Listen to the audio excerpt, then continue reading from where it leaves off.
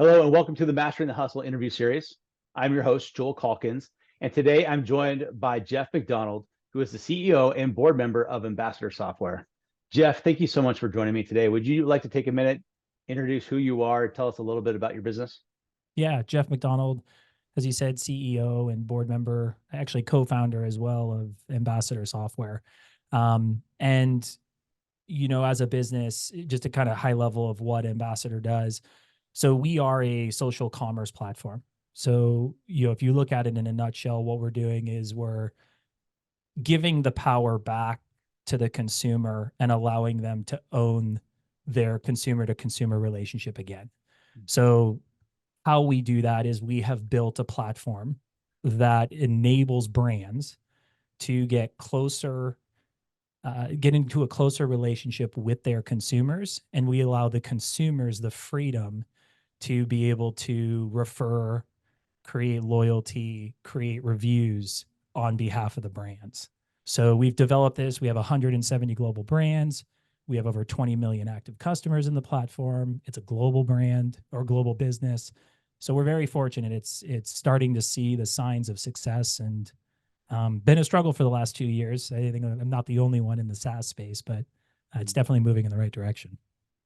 Oh, that's fantastic. So you mentioned creating a loyalty, like bringing the consumer closer to the brand and creating a tighter loyalty and letting the consumer kind of manage that experience.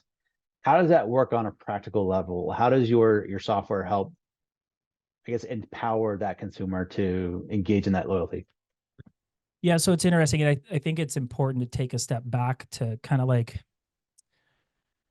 where I started my career. So when I came out of college, I kind of placed a thesis around I would only focus on businesses where consumers, where I would look at consumers and their behavior and cognitive bias and really say, okay, how does a consumer want to interact with a brand, and why and how should a brand be working on behalf of a consumer, and not the other way around. And I think a lot of times brands get stuck where they're like, oh yeah, I mean, they're just a customer, they bought from me, so I just have these tools and they just keep doing and doing. And the example I use and the reason why we started the company is I think you're part of an airline like I am. I'm part of Delta Airlines.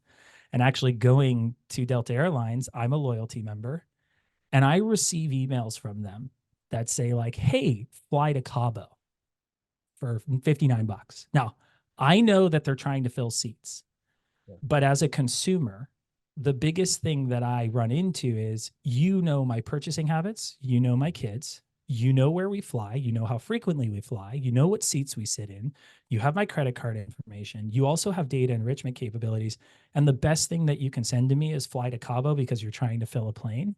There has to be more personalization that occurs.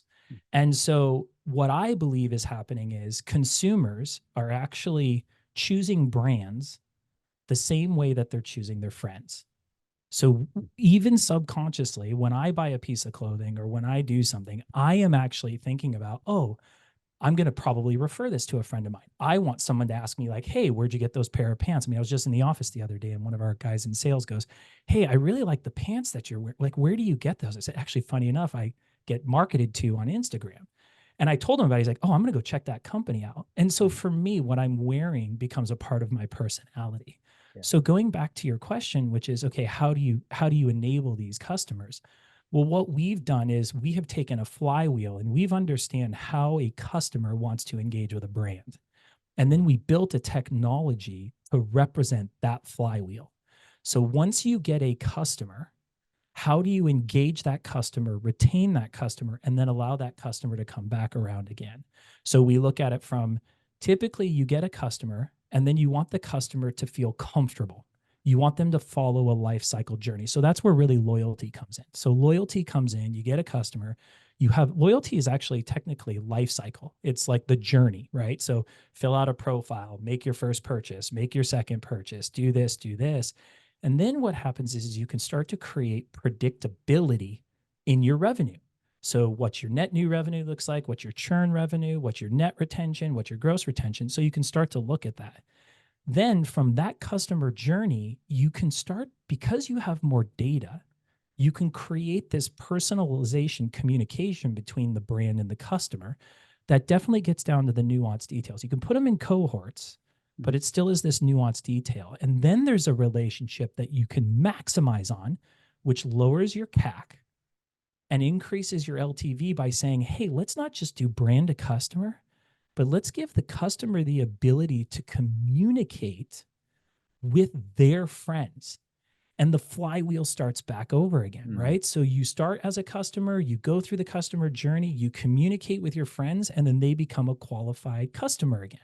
So you can lower the CAC, you can increase the LTV, and you really grow it. So we're building tools in our platform, listening to the customer and giving the brands what they need to communicate with this new Web 3.0, Web 4.0 customer.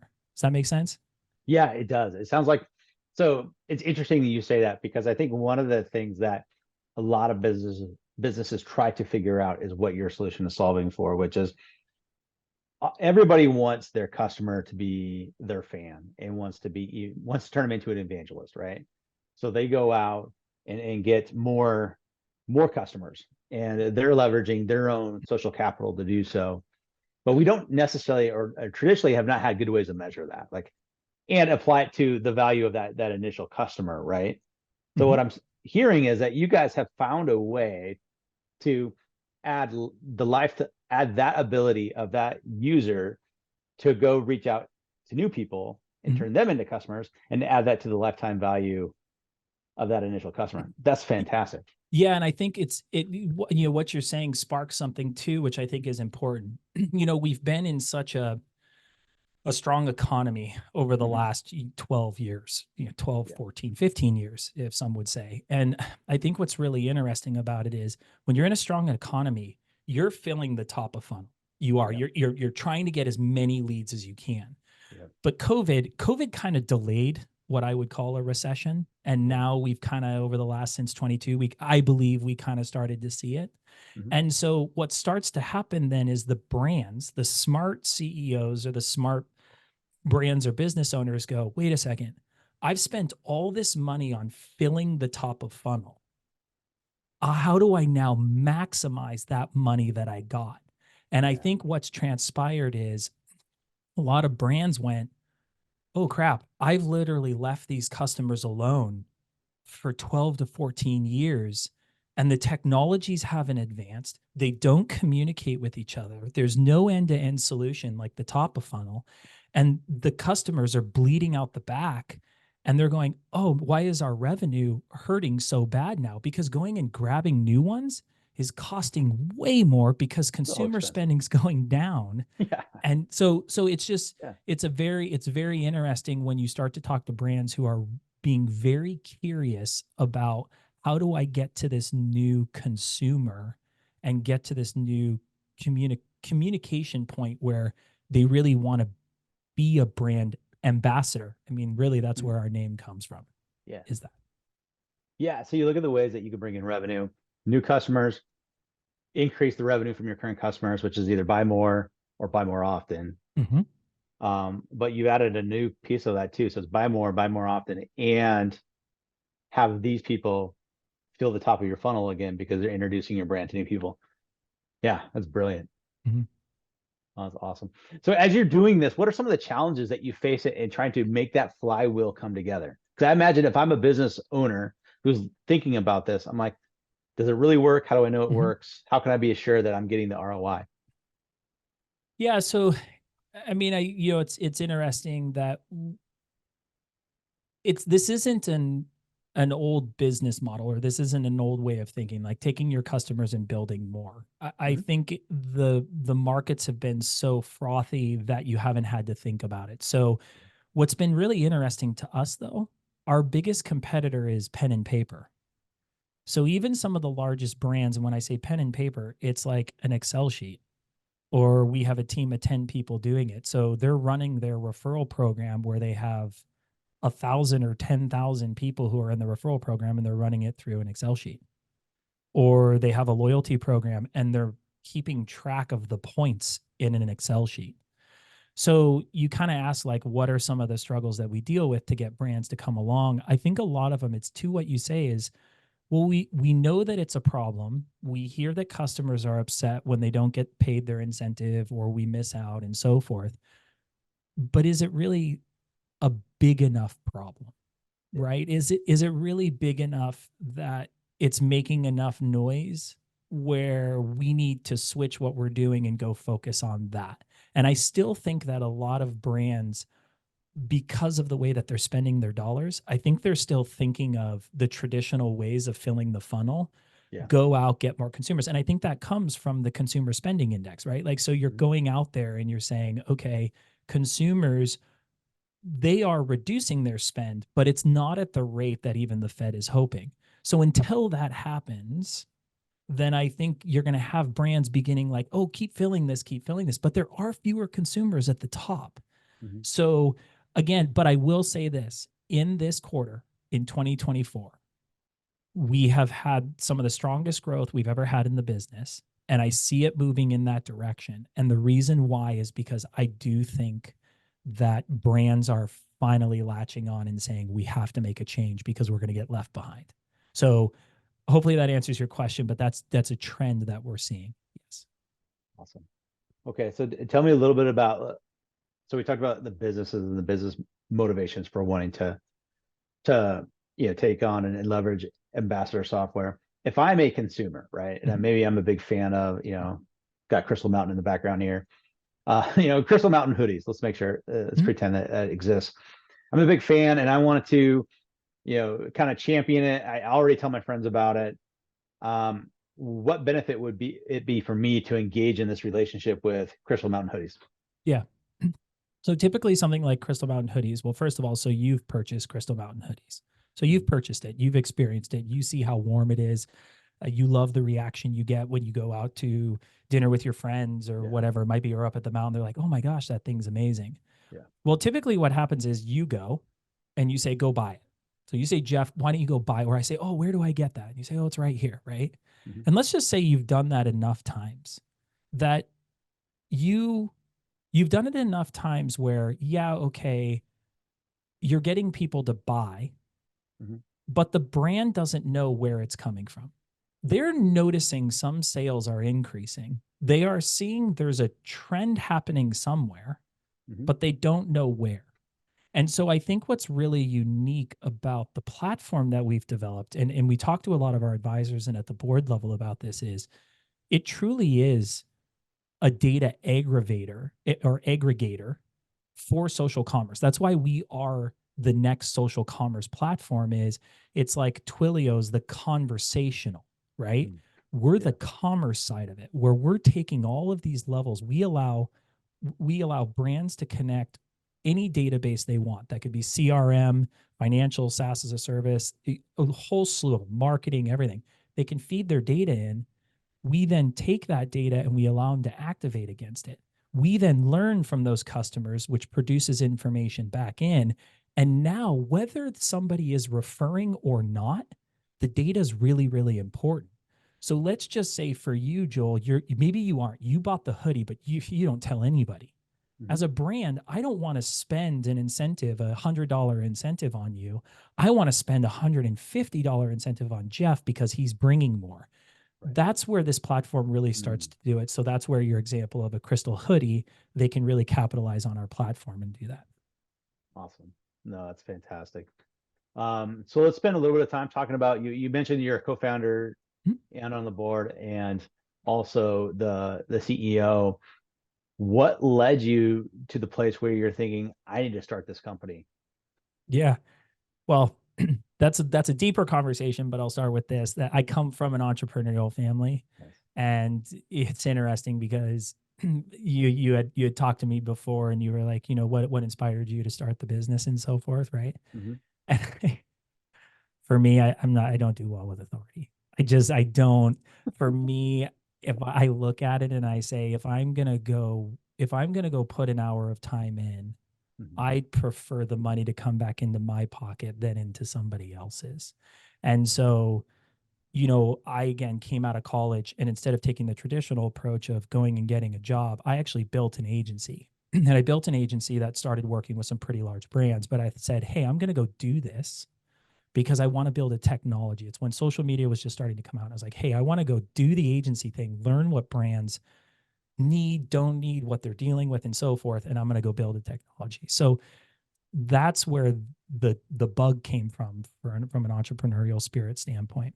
But from a building this business, it was actually brought to me by the other two gentlemen who co-founded the business.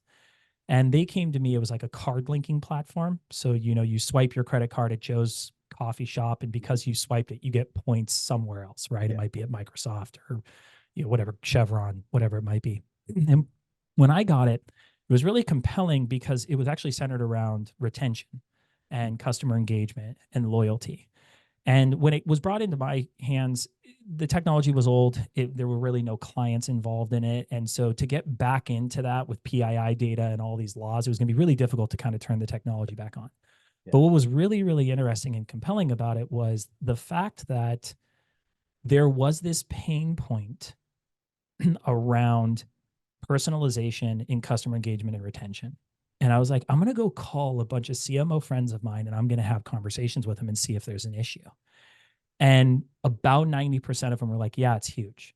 And some of them, I can't tell you which brands, but some of them were like, I'm losing $295 million a year. So when I would send an offer to somebody and they didn't redeem it, for some of those brands, it sat on their books. Or another brand said, hey, when I send an email and I spam someone and they unsubscribe, I possibly lose them as a client. Yeah. So for me, that was a very easy problem. And now it was, what's the technology look like? So that's how I got involved, first of all, in entrepreneurial and then as well as into the business. Nice. So as you got it starting, obviously there's no doubt that there was some testing and learning along the way. Tell me about some of the things you had to test and validate to make sure that, yep, I'm on the right path. This is the way we need to move forward. And is it around just the business itself or the product? What are you looking for? Just your solution, the software. Like, it sounds like the problem was pretty apparent from what you just said. Mm-hmm. But getting the solution right, I imagine it wasn't necessarily easy. Yeah. So like, how did you test and refine to get to where you are now? Yeah, it's funny. It's like a secret potion. You have to have the want to develop something that nobody's heard of. So you definitely have to have a vision of what you want the product to be. Mm-hmm. But the biggest thing was listening to our clients. Hmm. So like our cornerstone product is referral. That was the essence of it. And then we went out and we talked to a bunch of clients of ours, and they were like, hey, instead of offering, when someone refers someone, instead of offering a incentive like a gift card, could I offer them points?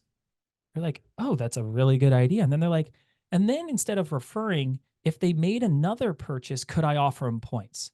And we went, oh my goodness, this is perfect. Like that's the next iteration. And then now we've heard another feature and another one. So now our strategy is, we're going to develop a new module just like Rippling. So I don't know if you're familiar with Rippling, the HR platform, one of the biggest growing companies. But what they do is they iterate MVPs every single like quarter. They're developing a new product because they see that their user base, they just adopt a user and then they just keep adding more modules to it. So the user just keeps finding more and more success using the platform. And that's what we're seeing. Referral, we just came out with loyalty in January. We see a 300% to 500% uptick for our clients by adding in loyalty. And so if we can keep on that trajectory by listening to our clients, that's the big thing. And I'll say it was something we never did in the beginning when we started building referral. And we really have gotten super diligent about it starting in July of 23. Nice.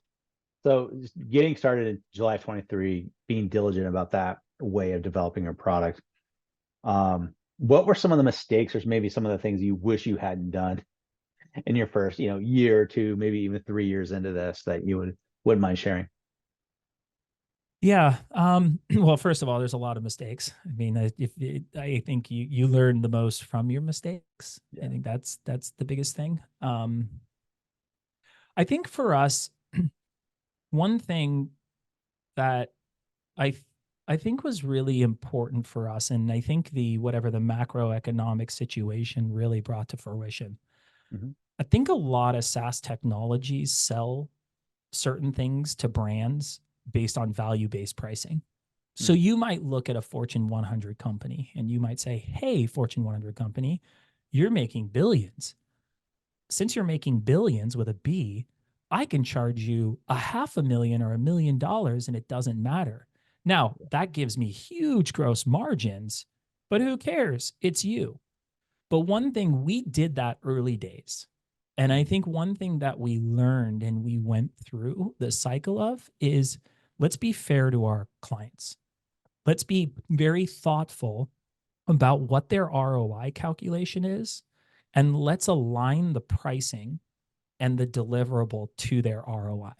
And we hear that from most of our clients now where they go, this is one of the most successful initiatives that we have in our organization today, and it is producing some of the best ROI that we have seen in a lot of the things that we're doing. And I believe that's because we looked at what our competitors were charging, what the market was actually saying, and saying, let's be fair to our clients. Let's let them get the most reward out of this than us getting the reward. The reward will come by them remaining a client or them actually referring another one or another division. So, I would say that was the biggest moment that we had, that we transitioned in July, and we have grown dramatically in our client logos, and the business really turned a corner then. And I have to give credit to one of our board members, Andrew Bennett, previous CMO of Smartsheet and now over at Conga. He's the one that represented that to us. He said, guys, you got to make an entry level product. You got to make a product that people can just tap into and then grow with. So that was really one thing that I think for us, we followed suit with everyone else, but it wasn't until we went out of the norm that we really started to see a shift. Oh, that's fantastic. So you said earlier that one of the things that you're noticing companies are starting to do is they're realizing that's more expensive to fill the top of the funnel. Mm-hmm. And so, which is a good problem, it sounds like, for your software, because it solves for that. How do we create repeat customers and referrals from the customers that we have? Let's say that shifts again.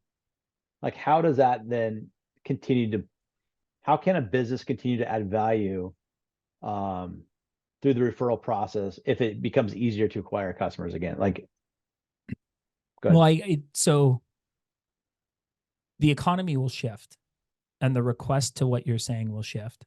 Mm-hmm. But I think we are beyond and well beyond how a consumer wants to be interacted with. Hmm.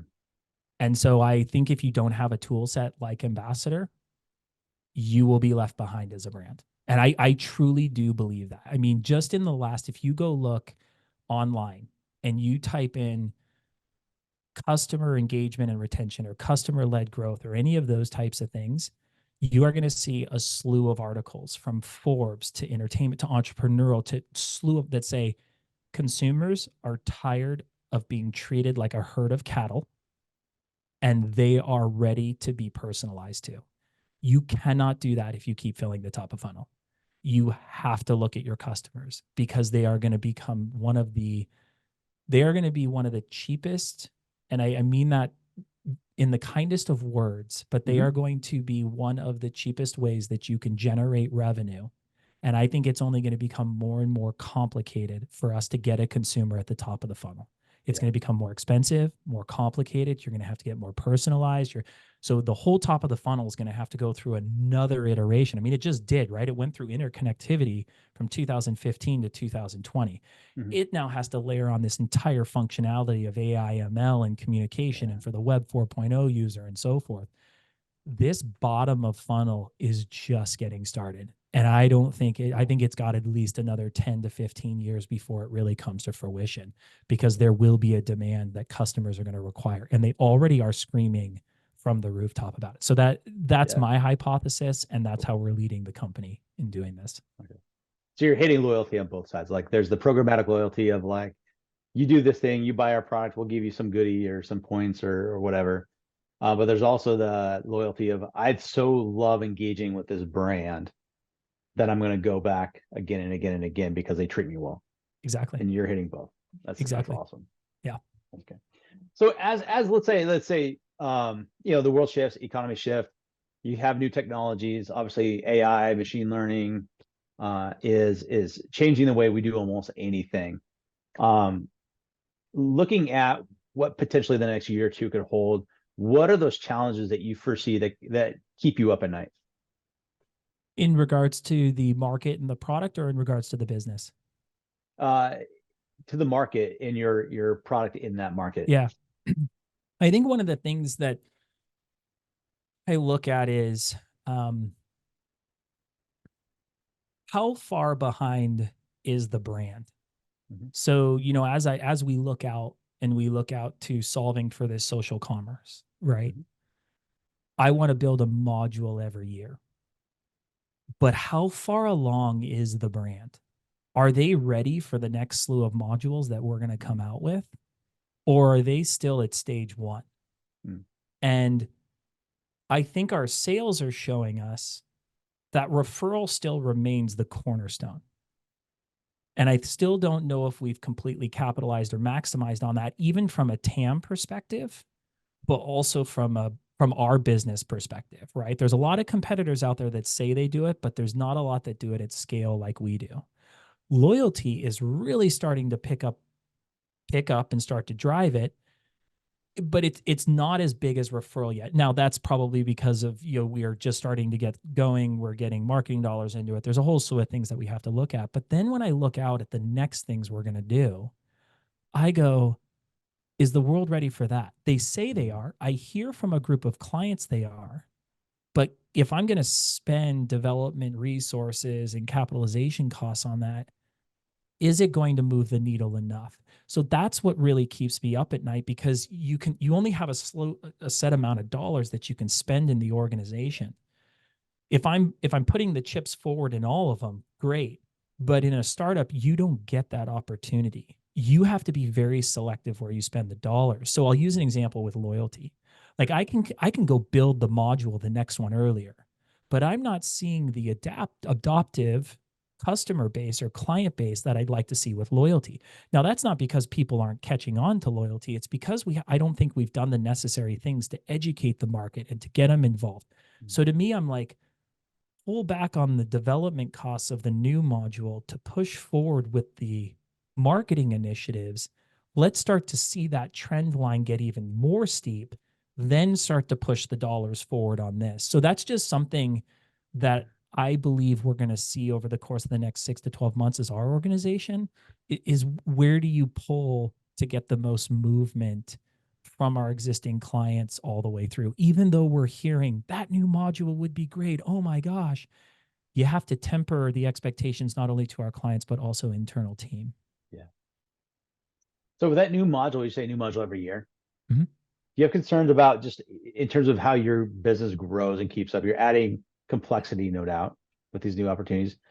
Do you ever have concerns that we're going to get overextended in terms of the number of things we're building? Yeah, oh my gosh, this question couldn't have come at a more perfect time. So we just had an offsite this last week. We had one 2 weeks ago. Mhm. My common thread communication to the team is, we have too much stuff in flight.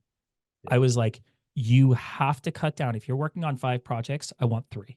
And actually, I Mhm. really want you just focused on one. And that's the next 6 months. And you got to make sure that the project you're working on touches other divisions as well, because the team can move it forward versus just the one person, right? So you could move so much more. So really, as you look at it, yeah, that is what me and my leadership team are talking about on a regular basis and it's become now the are we taking too much? Are we doing too much? Are we engaging too much? Are we biting off too much?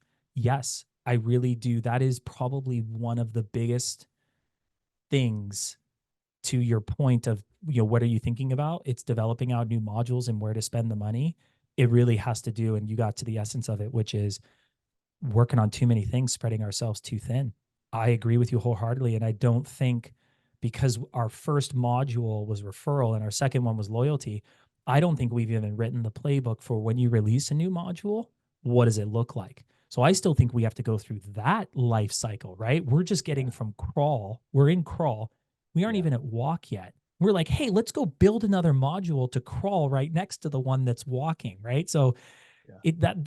good, really, really good question, because it's exactly how we're thinking right now. But it is a very tough conversation to have, because you want to keep innovating. You're worried you're going to get left behind. You're always trying to stay ahead, but sometimes you have to slow down to speed up. And I heard that from one of our board members, one of the best board members I have, Archibald Cox Jr. And he tells me all the time, he's like, slow down to speed up. Yeah. And you really have to think about what that means. Yeah. Sometimes you just have to slow down, and actually you slowing down and the company slowing down, you leapfrog because you were patient. And maybe other people went over the hill and got the arrows first and learned, and then you got to go over with a clean slate. So Yeah, no, that's fantastic. Geoff, this has been an incredible conversation. Thank you so much for your time. Again, I'm here with Geoff McDonald, the CEO and board member of and founder of Ambassador Software. So, Geoff, I wish you the best. I look forward to watching Ambassador Software in the years to come, and see all the great work that you guys put out there and all the innovation that you're doing. So, again, thank you.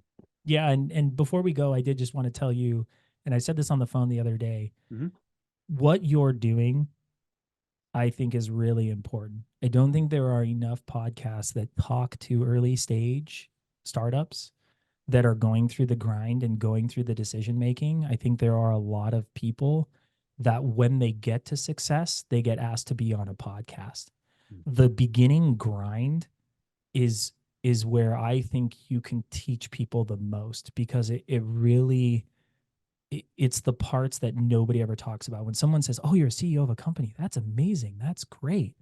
And you go, yeah, it's not. It's a grind. It's tough. And I think when you can get us at this point, in this point of our lives, you get the rawest emotion of the things we're dealing with, versus when you've seen the success, you've had the exit, you have a chance to think about it, you've got the money. It's a different conversation. Even though they're taking you back, it's a different conversation than when you are here. So I encourage you to keep doing what you're doing, because this is something really spectacular. Thank you, Geoff. That means a lot. I appreciate that.